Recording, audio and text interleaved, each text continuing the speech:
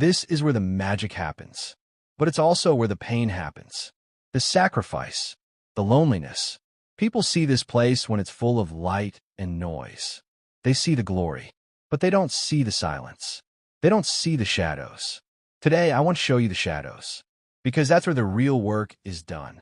That's where champions are made, long before anyone ever chants their name. So listen to me.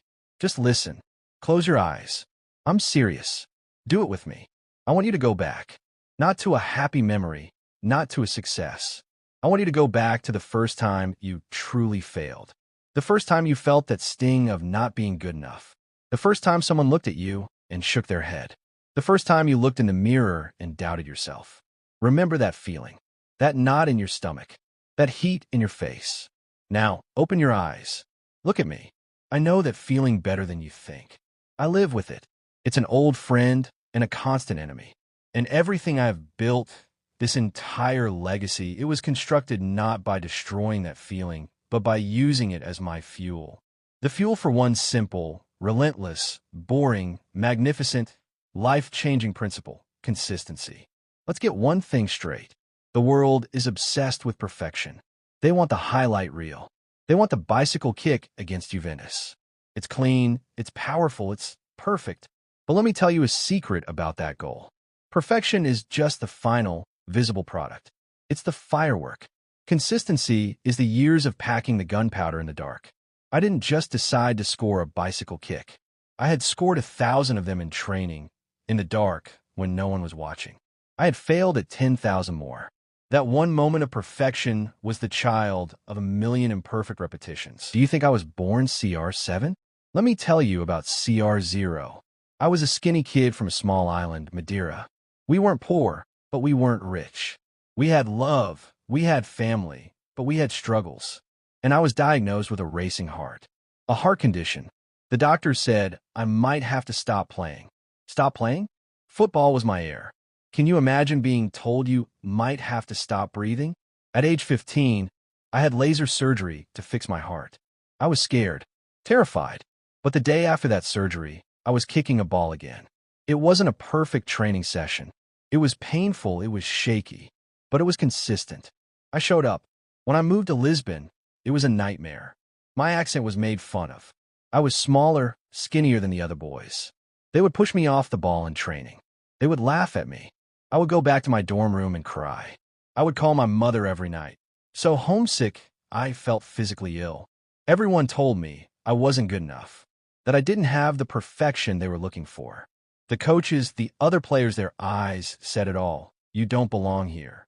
And in that moment, you have a choice. You can believe them. You can pack your bags, go home, and say, well, I tried.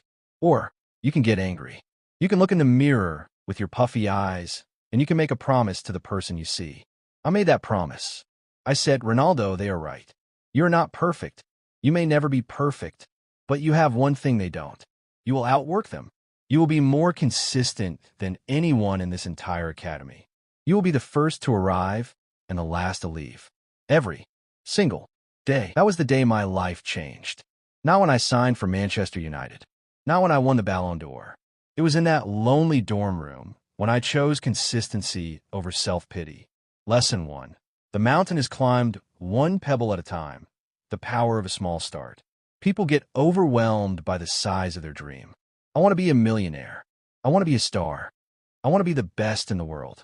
The dream is so big, so bright, it blinds them.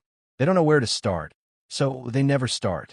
They wait for the perfect plan, the perfect day, the perfect sign from the universe. I'm telling you, forget the mountain. Look down at your feet. See that one small pebble? Pick it up. That's your only job today.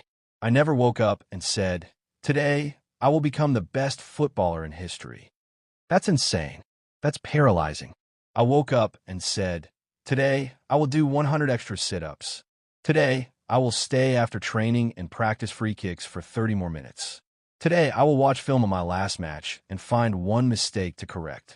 My dreams were 24 hours long. That's it. Your mission, starting tomorrow, is not to change your entire life. Your mission is to do one thing. One small, tangible, non-negotiable thing that moves you 1 inch closer to your goal. Is your dream to get fit? Don't think about running a marathon. Just put on your shoes and walk around the block. That's your victory for the day. Is your dream to start a business? Don't get lost in a 50-page business plan. Just register the domain name. Make one phone call. That's it. Is your dream to write a book? Don't stare at the blank page. Write one sentence. One paragraph. Perfectionism is the voice that says, if I can't run 5 miles, there's no point in running one. Consistency is the voice that whispers, 1 mile is better than 0. Let's go. The compound effect of these small, daily actions is astronomical. It's not 1 plus 1 plus 1 is equal to 3. It's 1.1 by 1.1 by 1.1. It's exponential growth. A 1% improvement every day seems like nothing. But 1% better every day for a year, and you'll be 37 times better by the end. 37 times. That's the math of consistency. That's the magic no one talks about. Lesson 2. The fall is mandatory. The rise is optional. This is your choice. Asterisk, asterisk. I have lost more big games than most players ever play in. I have missed penalties in crucial shootouts. I have had seasons where I was called a finished player. The media, the critics, the fans on social media, they are a storm. And you have 2 choices in a storm. You can let it wash you away, or you can learn to dance in the rain. Failure is not the opposite of success. It is the most important ingredient of success. You have to fall in love with the process of falling down and getting back up. It's a dance. A painful, frustrating, humbling dance. Let me tell you about a specific fall. Euro 2016 final. Portugal vs France. In my home country, the biggest stage. And early in the game, my knee is destroyed by a bad tackle. I try to continue, but my body gives up. I can't go on. I sit on that pitch in the biggest moment of my sporting life, and I cry. I have to be carried off on a stretcher. I'm in the dressing room, screaming in pain and frustration, while my brothers are fighting on the pitch without me. That is a fall. That feels like the universe has ripped your dream away from you. But what did I do? I didn't shut down. I got my knee strapped. I came back out on one leg, and I stood on that sideline for the rest of the game. I became the assistant coach. I was screaming, directing, motivating. I was leading not from the center of the pitch, but from the sideline. And when Eder scored that winning goal, the pain disappeared. We won. We won because the team was consistent. And I was consistent in my leadership, even from the sidelines. The lesson? You will get injured. In your career, in your relationships, in your spirit. You will be tackled. You will be carried off. The question is, what will you do in the dressing room? Will you feel sorry for yourself? Or will you find a new way to contribute? Will you find a new way to lead? Will you find a new way to be consistent? Every single time life knocks you down, you have a split-second decision. The decision to stay down just for a moment longer, or the decision to plant your hand on the ground and start pushing yourself back up. Consistency is the muscle memory that makes you push yourself up every single time before you've even had time to think about it. Lesson 3. Discipline feels like a prison until it feels like wings. People see my life from the outside. The private jets, the nice cars, the watches, the vacations. They think it's a life of constant luxury and freedom. And in many ways, it is. I am blessed. But that freedom was bought with a currency called discipline. And discipline, my friend, can feel like a prison. My life is a schedule. For over 20 years, my life has not been my own. It belongs to the process. I go to sleep at the same time. I wake up at the same time. I eat 6 small, meticulously planned meals a day. No pizza, no burgers, no soda. I haven't had a sugary drink in 20 years. I train for hours. Ido cryotherapy. I have a personal physio. I sleep in a special bed. My body is a temple, and I am its strictest priest. Is it boring? Sometimes, yes. Do I miss the spontaneity of a normal life? Of course. There are days I don't want to get out of bed. There are days the last thing I want to do is another set of squats or look at another video of my opponent. But here is the secret they don't tell you. Discipline is a wall you build around your dreams. At first, the wall feels like it's keeping you in. It feels restrictive. But as it gets higher and stronger, you realize it's not keeping you in. It's keeping the distractions out. It's keeping the negativity out. It's keeping the laziness out. And once that wall is high enough, you realize you are free inside it. Free to become your best self, without any outside noise. The discipline becomes your wings, not your chains. Your version of this might be waking up an hour earlier to study while the world sleeps. It might be meal prepping on a Sunday, so you don't eat junk food during the week. It might be turning off the notifications on your phone for 2 hours every night to read a book or work on your side project. This is your wall. Build it brick by brick every day. Lesson 4. The world plays checkers. You must play chess. The long game. Asterisk, asterisk. We live in a world of instant gratification. A world of TikTok, of viral videos, of get-rich-quick schemes. Everyone wants success, and they want it now. They want to skip the steps. They want to find a shortcut. Let me be very clear. There are no shortcuts to any place worth going. I have been at the absolute pinnacle of my sport for 2 decades. Not 2 years. 2 decades. How? Because I never played the short game. I played the long game. I wasn't trying to win the next match. I was trying to build a legacy that would last 50 years. Think of it like this. If you give a monkey a banana, he will eat it immediately. He is happy. His problem is solved. If you give a human a banana, a truly strategic human, he might think, if I plant these seeds, in a few years, I will have an entire banana tree that will give me bananas for life. Consistency is about planting seeds you may never sit under the shade of. Your actions today are not for the reward of tomorrow. They are for the reward of 5 years from now, 10 years from now. That extra hour of study tonight won't get you a promotion next week, but it will build a foundation of knowledge that will make you the undisputed expert in your field in 5 years. That $100 you save or invest today won't make you rich next month. But in 20 years, with compound interest, it will be a fortune. The long game is lonely. It's frustrating. You will see other people getting their bananas, their quick wins, their viral moments, their flash-in-the-pan success, and you will wonder if you're doing the right thing. You are. Stay the course. Keep planting your seeds. While others are celebrating their harvest for today, you are building an orchard that will feed generations. Lesson 5. Your why is the anchor in the storm. Never lose it. There will be days, and I promise you, there will be many, when the discipline feels too heavy, when the failure feels too painful, when the long game feels too long. On those days, motivation is gone. Willpower is gone. All that is left is your why. Your why is the deep, emotional reason you started this journey in the first place. It's not what you do, it's why you do it. My why has evolved, but it has always been powerful. At first, my why was my family. I saw my mother's struggles, my father's hardships. I wanted to give them a life of comfort. I wanted to make them proud. Every time I wanted to quit in Lisbon, I pictured my mother's face. That was enough to get me through the day. Later, my why became my country. Playing for Portugal is not a job. It is a privilege. It is an honor.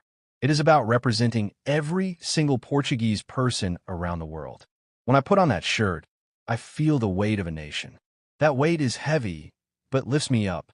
Now my why is also my children. I want to be a role model for them. I want to show them that with hard work and integrity, you can achieve anything. I want to leave a legacy that they can be proud of. What is your why? Is it to provide a better life for your parents who sacrificed everything for you? Is it to prove to that teacher who said you'd never amount to anything that they were wrong? Is it to create something that helps people, that changes your community? Is it to show your children what true perseverance looks like? Find your why. Write it down. Put it on your mirror. Set it as your phone's wallpaper. Tattoo it on your soul. And on the days you want to quit, you look at that why and you ask yourself, is my pain today greater than my reason for starting? If the answer is no, you put your head down and you keep going. Lesson 6. You can't win the league alone. Build your team. There is a myth of the lone warrior, the self-made man. It's a lie. No one does it alone. I certainly didn't. Consistency isn't just about your personal daily grind. It's about building a system, a team that supports that grind. I have a team. I have world-class coaches. I have physiotherapists, nutritionists, chefs, agents, and managers. I have my family. I have my friends. I have my teammates. These people are my ecosystem. They protect me. They challenge me. They support me. They hold me accountable. You need to build your team. Find the people who believe in your dream, even when you stop believing in it yourself. Find a mentor who has walked the path before you and can give you advice. Find a friend who will tell you the hard truth, not just what you want to hear. Distance yourself from the energy vampires, the doubters, the people who mock your dreams because they are too scared to chase their own. Your environment is everything. You cannot be consistently great in a consistently negative environment. Curate your circle. Be ruthless about it. Your future depends on the 5 people you spend the most time with. Choose them wisely. The final whistle. Your time is now. So, here we are. You and me, in this empty stadium. The crowd is gone. The lights are dim. It's just us and the truth. You have a choice to make. A decision that will define your life. You can choose the path of the majority. The path of waiting for the perfect moment. The path of complaining, of blaming, of giving up at the first sign of resistance. The path of watching other people live their dreams on a screen, while you slowly let your own dreams die inside you. Or, you can choose the path of the few. The path of the consistent. It's not a sexy path. It's a path of early mornings and late nights. It's a path of silent dedication. It's a path of falling down and getting up over and over and over again until getting up becomes your greatest skill. This path does not care about your past. It does not care where you were born, how much money you have, or what other people think of you. It only cares about one thing, your decision, right now, to take the first step. Don't wait for Monday. Don't wait for New Year's. Don't wait for a sign. The sign is here. My voice is the sign. This moment is your sign. Get up. Tie your shoes. Open that book. Make that call. Write that first sentence. Go for that walk. Do the work. Not with the fury of a single day, but with the calm, determined persistence of 1,000 days. And then tomorrow, when you don't feel like it, you do it again. And the next day, and the next, and the next. Build your wall of discipline. Play your long game. Hold on to your why. Lean on your team. And one day, you will look up, and you won't see the mountain in front of you anymore. You'll realize you've become the mountain. You will look back and see a trail of 1,000, 1,000,000, small, consistent steps that led you to a place you once only dreamed of. The world will call you lucky. They will call you a natural talent. They will call you an overnight success. You and I will know the truth. You are none of those things. You are consistent. And that, my friend, is the most powerful force in the universe. Now get out of here and go to